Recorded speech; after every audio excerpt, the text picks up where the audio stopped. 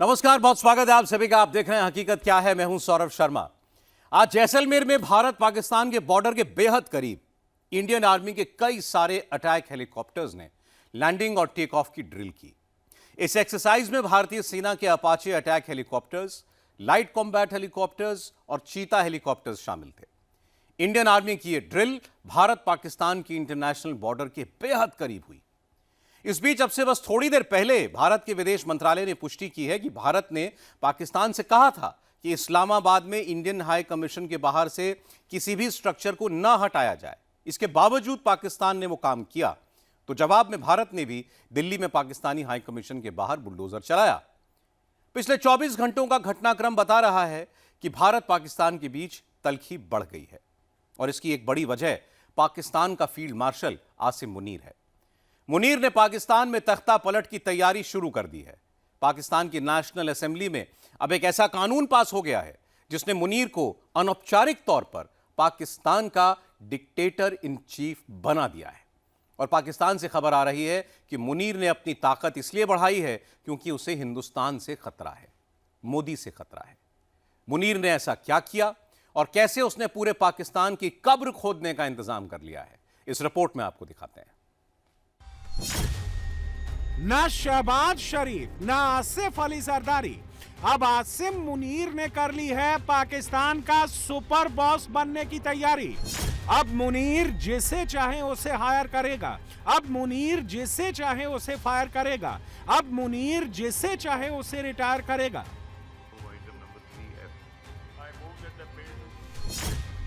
तारीख 20 अगस्त 2026, वक्त शाम के ठीक 4 बजे, जगह पाकिस्तान की नेशनल असेंबली।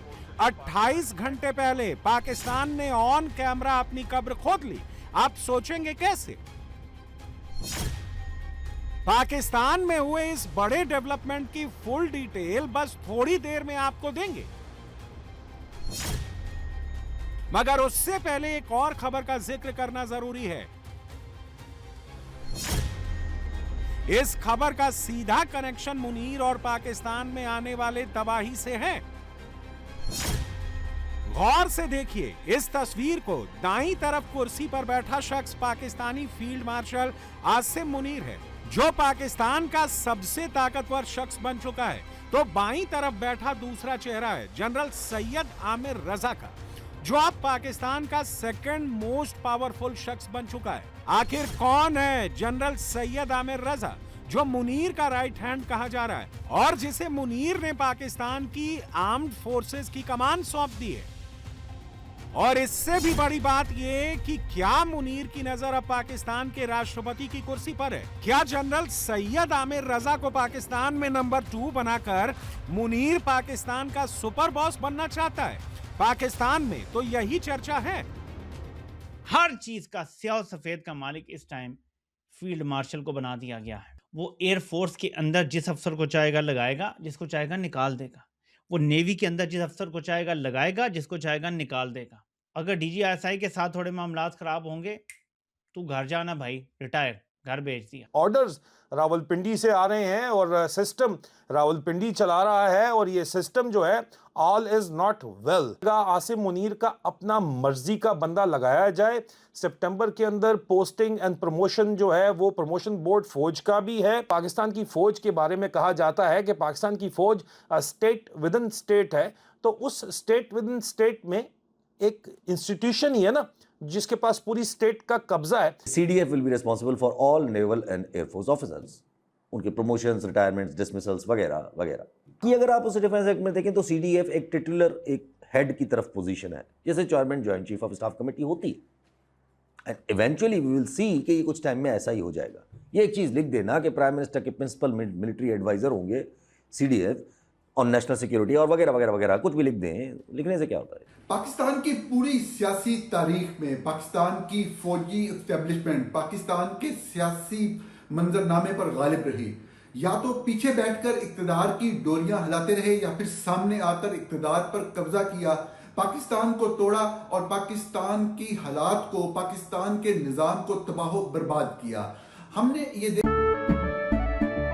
केसरिया से मन जोगी हुआ रे, दिल झूमे देखो।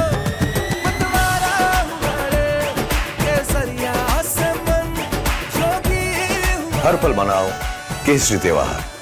विमल, बोलो जुबान केसरी। देखा कि जब जब फौज इक़्तिदार से पीछे रहकर इक़्तिदार की डोरियां हिलाती रही और सियासतदानों को अपने मकासद के लिए इस्तेमाल करती रही, इस वक्त ताज़ा तरीन सूरत हाल में पाकिस्तान की फौजी इस्टेब्लिशमेंट ज्यादा से ज्यादा ताकत के हसूल के लिए जिन हथकंडों को अपना रही है, जिन स्ट्रेटजीज के साथ आगे चल रही है, क्या वो इसमें कामयाब हो सकेगी या नहीं। अब सबसे अहम सवाल यह है कि 28 घंटे पहले मुनीर को ऐसी कौन सी अनलिमिटेड पावर मिल गई है जिसके बाद पूरा का पूरा पाकिस्तान मुनीर का गुलाम हो जाएगा। पाकिस्तान की नेशनल असेंबली से कौन सा नया एक्ट पास हुआ है जिसके बाद मुनीर पाकिस्तान में सर्वे सर्वा बनने की दिशा में आगे बढ़ चुका है। पहले इसकी डिटेल समझिए। आसिम मुनीर को कानूनी रूप से तीनों सेनाओं का प्रमुख बनाने और पाकिस्तान की थल सेना, नौसेना और वायुसेना का कमांड और कंट्रोल देने के लिए पाकिस्तानी संसद ने द डिफेंस फोर्सेज एक्ट 2026 और the amended national command authority act 2010 को अप्रूव कर दिया है। इन एक्ट्स के पारित होते ही मुनीर के पास असीमित शक्तियां आ गई हैं और शरीफ की सरकार कठपुतली बनकर रह गई है। इस एक्ट के तहत अब पाकिस्तानी सशस्त्र सेना के हेडक्वार्टर को डिफेंस फोर्सेज हेडक्वार्टर यानी DFHQ कहा जाएगा, जिसमें तीनों सेनाओं का प्रमुख फील्ड मार्शल आसिम मुनीर बैठेगा।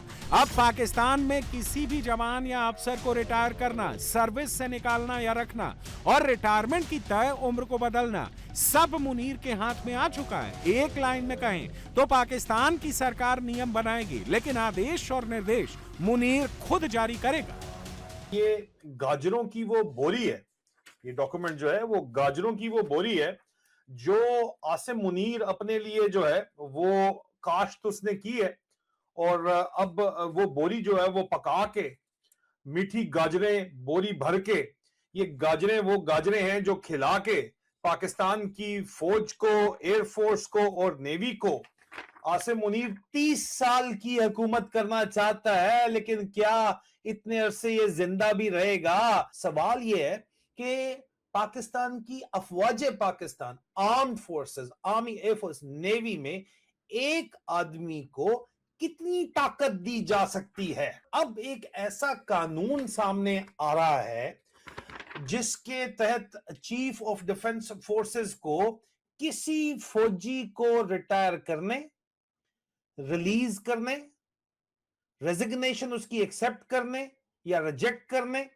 डिस्चार्ज बगैर वजह बताए करने, सर्विस में रिटेन करने, एक्सटेंशन देने, उसको हटा देने या रिटायरमेंट की एज बढ़ाने को, उसको टोटल रिलैक्स करने की जो है वो इख्तियारात दिए जा रहे हैं।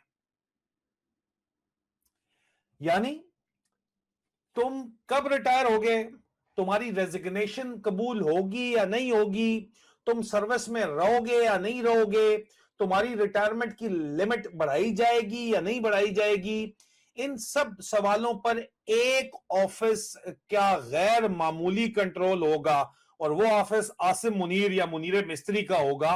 और आसिम मुनीर के लिए शायद अब एक ही अथॉरिटी बाकी रह गई है कि वो अपनी मौत को पोस्टपोन कर सके, बाकी तमाम अथॉरिटी उसको दी जा रही है, क्योंकि जमीन पर खुदा बनने की कोशिश में, और आप मुझे बताएं क्या रह गया? कुछ भी पीछे नहीं रह गया अजीजान मन। आर्मी चीफ भी यही है, चीफ ऑफ डिफेंस फोर्सेस भी यही है। मतलब इंडिया के अगर आप मिसाल देते हो तो वहां पे तो CDF के बाद आर्मी चीफ अलग होता है, एयरफोर्स चीफ अलग होता है, नेवी चीफ अलग होता है। यहाँ पे तो भाई ये चीफ ऑफ डिफेंस फोर्सेस भी यही है, मतलब ज्वाइंट चीफ भी यही है और आर्मी चीफ भी यही है। अब बिल का स्टेटमेंट ऑफ ऑब्जेक्टिव्स के ऊपर जब आप आते हैं ना जी, तो वो ये कह रहा है कि जनाब ये हिंदुस्तान की जो एग्रेशन है उसके जवाब के अंदर वो कह रहे हैं कि जी नेट सेंट्रिक वॉरफेयर है, मल्टी डोमेन ऑपरेशन है, काउंटर टेररिज्म ऑपरेशन है, और बनियान अल मरसूस की जस्टिफिकेशन के तौर के ऊपर प्रेजेंट किया जा रहा है, जो जंग इन्होंने खुद छेड़ी। ठीक है, ये statement of objective and reason है। ठीक है, ये आप देखिए, मिनिस्टर इंचार्ज इसके ऊपर साइन कर रहा है। अब वही ड्रामा जो पहलगाम में इन्होंने खुद हमला करवाया और उसके बदले में पूरा पाकिस्तान भुगत रहा है इसको, फील्ड मार्शल ये 30 साल अपनी जो है जिंदा रहेगा 30 साल ये, लेकिन ये अपनी सोच फौज के अंदर कह रहे हैं कि जब तक जिंदा है भाई इसने अपने आप को जो है वो इस्तिस्ना दिलवा दी है और अब ये काबिज रहना चाहता है। और ये बहाना फिर बनाया जा रहा है इंडिया के साथ, इंडिया को बहाना बनाया जा रहा है। नए कानून के बाद चीफ ऑफ डिफेंस फोर्सेस के तौर पर आसिम मुनीर पाकिस्तान की तीनों सेनाओं के बीच तालमेल के अलावा अपनी मर्जी से कभी भी संयुक्त सैन्य अभियान शुरू करवा सकता है। इसके तहत थल सेना, नौसेना और वायुसेना को मुनीर का ऑर्डर मानना ही पड़ेगा। साथ ही साथ पाकिस्तान की राष्ट्रीय सुरक्षा से जुड़े मामलों में भी दखल देने का अधिकार सीधे सीधे chief of defence forces Asim Munir के पास ही रहेगा। ऐसा करके मुनीर ना सिर्फ शहबाज के पर कतर चुका है, बल्कि पाकिस्तान में औपचारिक तौर पर डिक्टेटरशिप लाने का प्लान भी लॉन्च कर चुका है। इस प्लान के मुताबिक मुनीर पाकिस्तान में संसदीय व्यवस्था की जगह राष्ट्रपति शासन की व्यवस्था लागू करना चाहता है। और उससे भी बड़ी बात यह है कि मुनीर खुद राष्ट्रपति की कुर्सी पर बैठना चाहता है। मुनीर इस प्लान पर कैसे आगे बढ़ रहा है, क्या क्या कर रहा है, ये समझने से पहले एक पाकिस्तानी की बात सुनिए। आप समझ जाएंगे कि मुनीर का लॉन्ग टर्म प्लान क्या है। एक तो बहुत बड़ी तब्दीली की गई है, एक खुफिया तरह की कानून साजी करके जिसके ऊपर कोई कंसल्टेशन नहीं हुआ, और शहबाज शरीफ साहब ने अपने प्यारे फील्ड मार्शल के इख्तियारात में बेपनाह इजाफा कर दिया है। और अब वो फ़ौज के तो क्या, सरकार के क्या, पूरे मुल्क के स्याह सफ़ेद के कानूनी मालिक बन चुके हैं। फील्ड मार्शल साहब की इख्तियार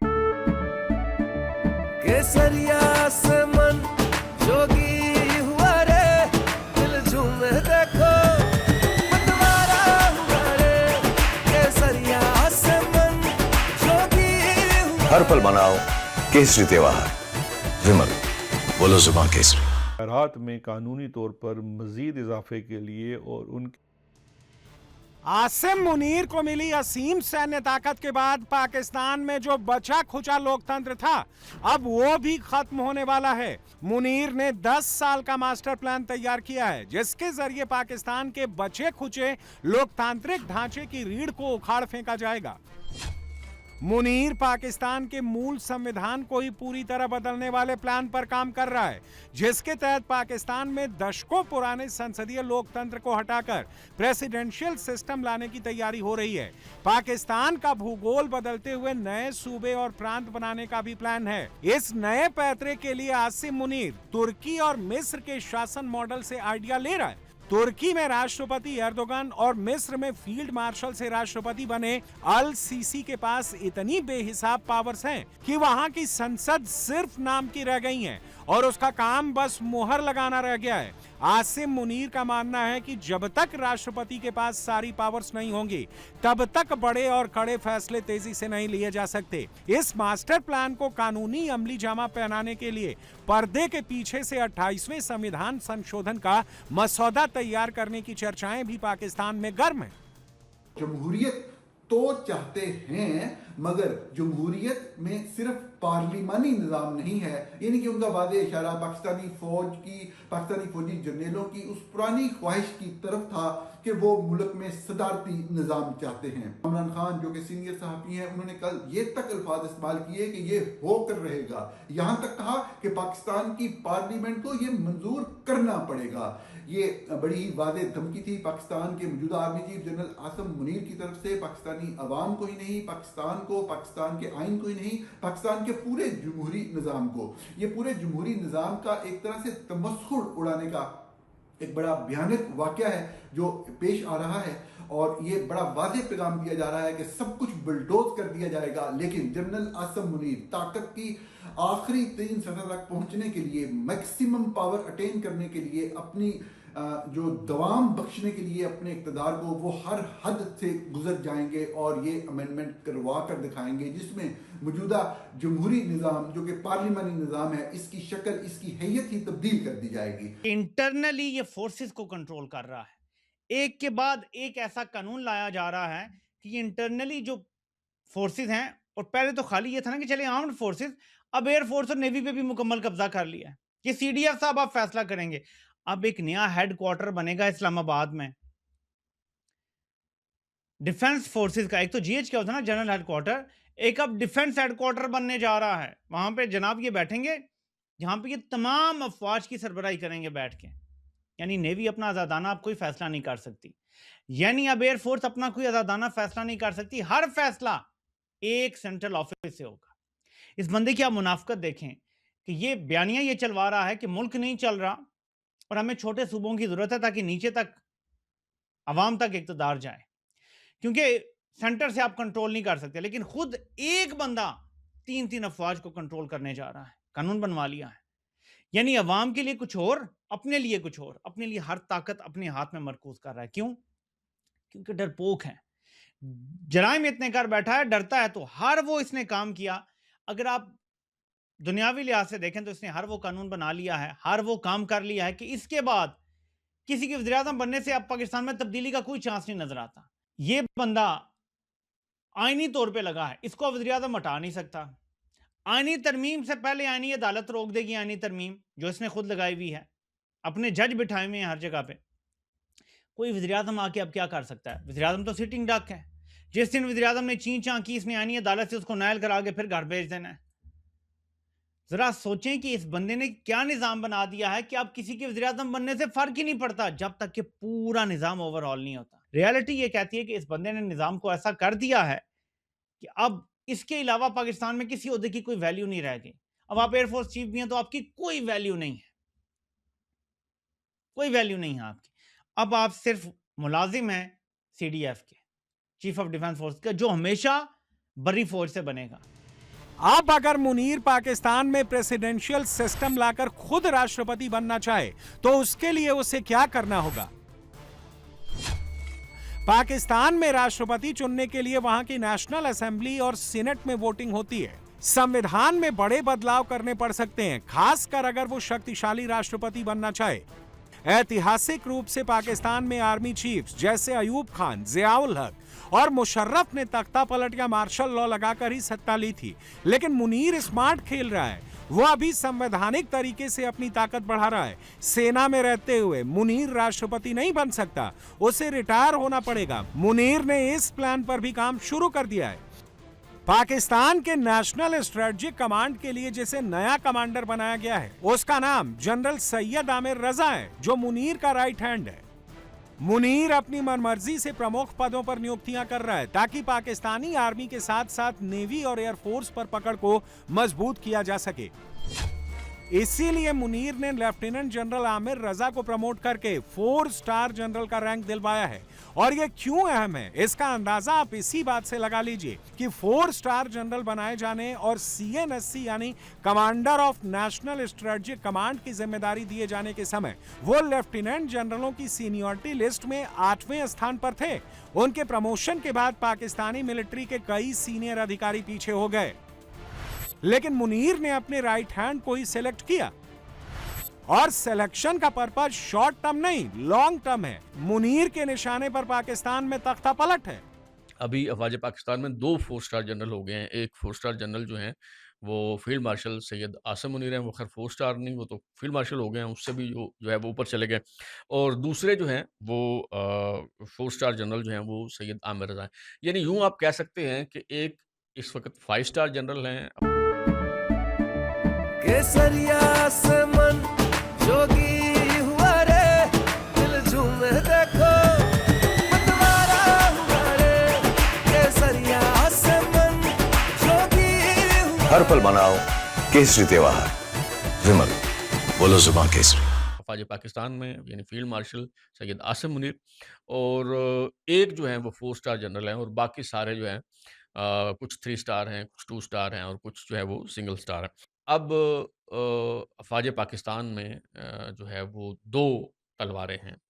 एक तलवार तो शमशीर बरहना फील्ड मार्शल सैयद आसिम मुनीर खुद हैं, और दूसरे जो अहम शख्सियत है, सेकंड सीनियर मोस्ट जो पोजीशन है वो जनरल सैयद आमिर रजा हैं, जो फुल जनरल हैं, 4 स्टार जो है वो जनरल है। तो 2 शमशीरें जो है वो एक नियाम में, हाँ वो सैयद भी हैं। यानी ये अब करीब करीब क्लियर हो गया है कि मुनीर अब अनऑफिशियली पाकिस्तान का डिक्टेटर बन चुका है, और अब उसका इरादा पाकिस्तान को 1 मैन रूल वाला मुल्क बनाने का है। और इसके लिए मुनीर अपने लोगों को पाकिस्तान की आर्म्ड फोर्सेस में टॉप पोजीशंस पर प्लांट कर रहा है। शरीफ को कमजोर करके नई नई चालें चल रहा है। पाकिस्तान में प्रेसिडेंशियल सिस्टम लागू करने वाला प्लान एक्टिवेट कर चुका है। पाकिस्तान की कब्र खुद मुनीर ही खोद रहा है। ज़ेलेंस्की ने 1000 AI पावर्ड ड्रोन से मॉस्को पर हमले का प्लान बनाया है। एलन मस्क से सैटेलाइट कनेक्टिविटी मांगी है। पुतिन ने उत्तर कोरिया से 2.5 टन बारूद गिराने वाली मिसाइलें मांग ली हैं। किम जोंग ने मिसाइलें चलाने के लिए लॉन्चर्स और मिसाइल यूनिट्स भी रूस भेज दी हैं। यूक्रेन ने रूस की पाम ऑयल रिफाइनरी पर हमला कर दिया है। रूस के जंगी बेड़े ने बाल्टिक सागर के किनारे बसे जर्मनी के शहर को घेर लिया है। दो देशों का यह युद्ध अब नए नए देशों को अपनी चपेट में ले रहा है।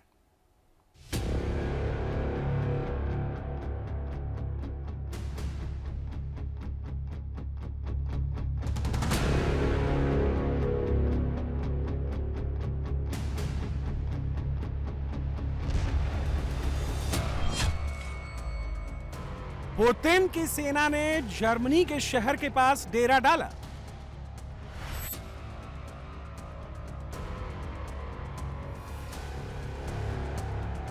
पुतिन अब यूक्रेन के साथ यूरोप को भी निपटाने में लग गए हैं।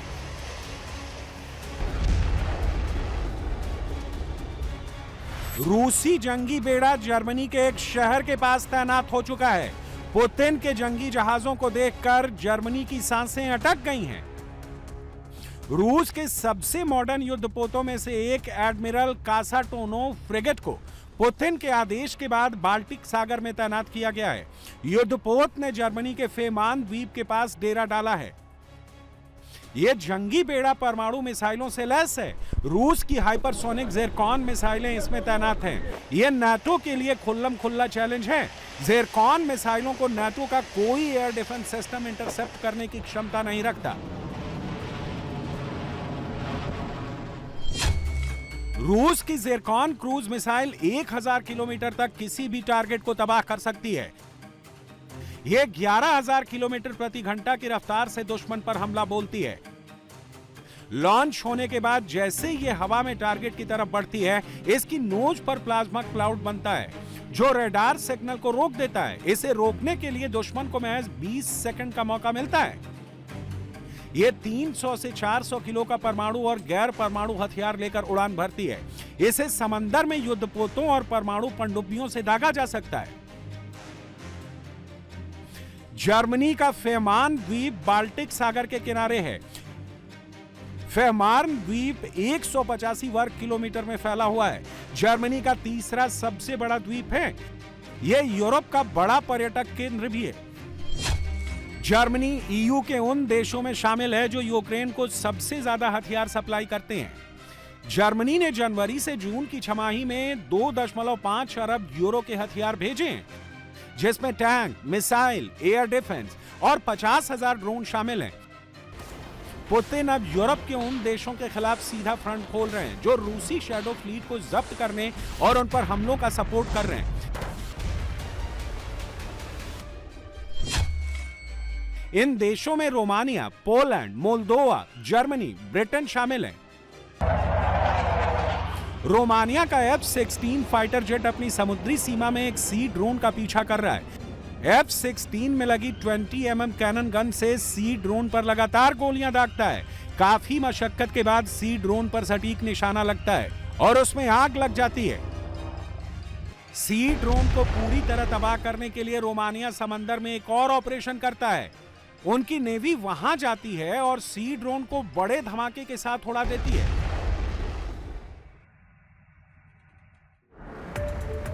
रोमानिया ने पहले ज़ेलेंस्की से पूछा क्या उनका ड्रोन गलती से रोमानिया के समंदर में आ गया है। ज़ेलेंस्की के मना करने के बाद रोमानिया ने रूस पर सी ड्रोन भेजकर डराने का आरोप लगाया। सी ड्रोन के रोमानिया के नेपच्यून डीप गैस प्लेटफॉर्म की तरफ जा रहा था। ड्रोन विस्फोटकों से भरा हुआ सी ड्रोन सुसाइड मिशन पर था।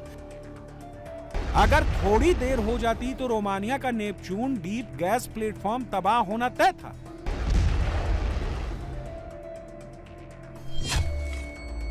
नेपच्यून डीप रोमानिया और ईयू का ड्रीम प्रोजेक्ट है। 2027 तक ये ईयू का सबसे बड़ा गैस सप्लायर बन जाएगा।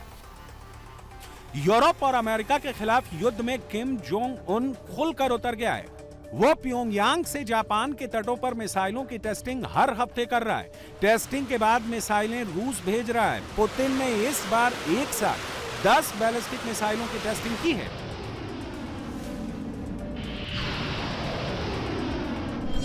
किम जोंग उन ने KN-23, KN-24 के बाद रूस को KN-30 बैलिस्टिक मिसाइल की सप्लाई भेजी है। किम जोंग उन की KN-30 बैलिस्टिक मिसाइल ज़ेलेंस्की की फ्लेमिंगो मिसाइल का बाप है। यूक्रेन की फ्लेमिंगो मिसाइल 1150 किलो विस्फोटक ले जा सकती है। उत्तर कोरिया की KN-30 मिसाइल 2.5 टन का वॉरहेड ले जा सकती है। यूक्रेन की फ्लेमिंगो मिसाइल 3000 किलोमीटर तक मार कर सकती है। किम की KN-30 मिसाइल 900 किलोमीटर तक मार कर सकती है। किम जोंग उन ने अपनी ताकतवर मिसाइल के साथ 90 मिलिट्री पर्सनल भी रूस भेजे हैं। इन मिसाइलों के साथ 6 लॉन्चर भी पुतिन को दिए हैं। रूस के बॉर्डर स्टेट वोरोनजे प्रांत में इन्हें तैनात किया गया है। रूस पहुंचते ही किम जोंग की मिसाइल बटालियन फुल एक्शन में आ गई है। ज़ेलेंस्की की राजधानी कीव पर ताबड़तोड़ मिसाइलें दागी जा रही हैं। यूक्रेन सिर्फ क्रूज मिसाइलों को इंटरसेप्ट कर पा रहा है। बैलिस्टिक मिसाइलें सीधे कीव पर गिर रही हैं। कीव में चारों तरफ कोहराम मचा रही हैं। रूसी मिसाइलें फटने के बाद कीव में बड़ी बड़ी इमारतें जल रही हैं। कई मल्टी स्टोरी बिल्डिंगों में आग लगी हुई है। इतनी भयंकर आग में अगर कोई फंस जाए तो उसका बचना नामुमकिन है। रूस ने 40 मिसाइलें और 168 ड्रोन से कीव पर अटैक किया। 12 लोगों की मौत हो गई और 33 से ज्यादा घायल हो गए। कीव के एक उप जिला में 9 मंजिला इमारत पर मिसाइल अटैक हुआ। ऊपर की 2 मंजिलों में आग लग गई। मिसाइल का मलबा गिरने से वहां पर खड़े वाहन जल गए। रूस ने अकेले कीव में 12 अड्डों पर पूरी रात मिसाइलें गिराईं। सबसे ज्यादा तबाही बैलिस्टिक मिसाइलों की वजह से हुई, जिन्हें यूक्रेन नहीं रोक पाया। बैलिस्टिक मिसाइलों को रोकने के लिए यूक्रेन को अमेरिका से पैट्रियट एयर डिफेंस की मिसाइलों की जरूरत है। ज़ेलेंस्की के बार बार गिड़गिड़ाने के बावजूद ट्रंप नहीं दे रहे।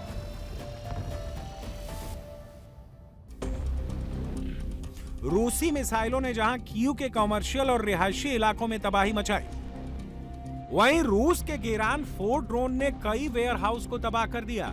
इसे रूस में वाइल्ड बेरीज पर हमले का बदला माना जा रहा है। पूर्वी यूक्रेन के फ्रंट लाइन पर भी रूसी सेना बहुत भारी पड़ रही है। यूक्रेन की पोजीशन को गिराते हुए लगातार आगे बढ़ रही है।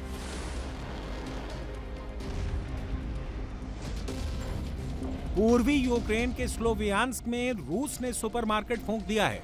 मार्केट में आग लगी हुई है। पूरा मार्केट जलकर राख हो गया है।